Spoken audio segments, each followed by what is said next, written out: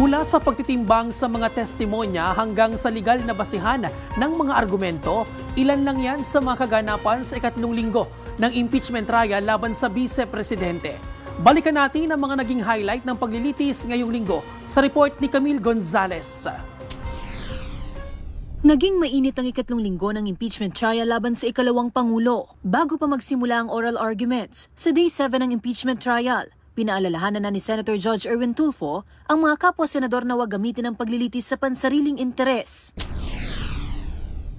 Ito pong mga nagdaang araw, Mr. Presiding Officer, Senate President, mga kasama, napansin ko po na nagagamit ang oras po ng impeachment court sa pagtatanggol po ng mga nakaraang araw ng sarili ng ilan sa mga kasamahan natin sa mga akusasyon. This is not the right forum, Mr. Presiding Officer, Mr. President, Senate President.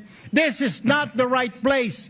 This court was established, was created, the impeachment court, for the Vice President and Vice President only. Formal na nagpatuloy ang oral arguments. Pinaliwanag ng prosekusyon ang kahalagahan ng pagpapasabina sa bank, AMLAC at BIR records ng Vice-Presidente.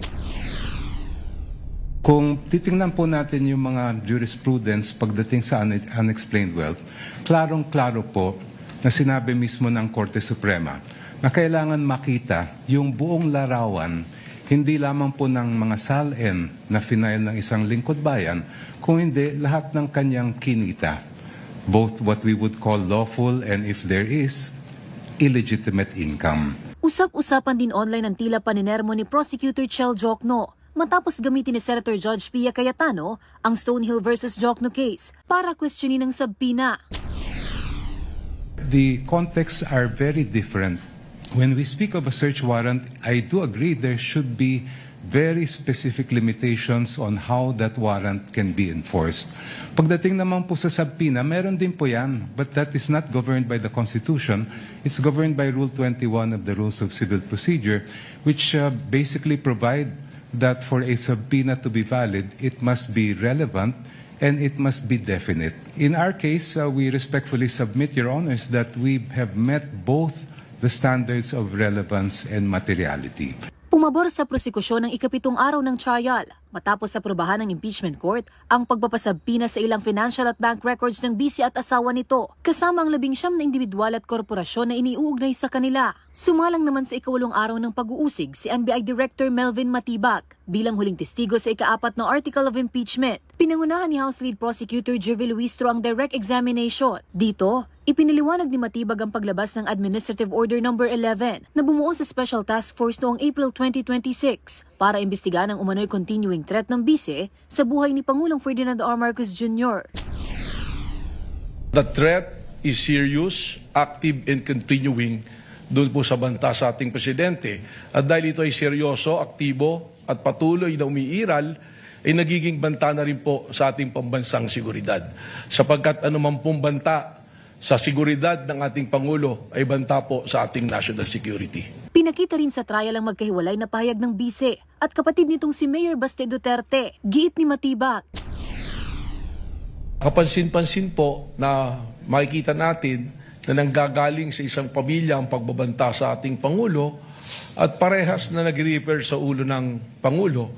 Kung kaya naman, iniisip po ba namin kung meron bang kasabwat o may sabwatan sa pangyayaring ito? Itinuturing naman ng NBI na hindi lang pagbabanta ang ginawa ng bise, kundi isang plano ng pagpapapatay dahil nakitaan nila ito ng 5 pamantayan, kagaya ng pattern of violence, gravity at seriousness, identifying characteristic, capacity, gayon din ang motive at intent.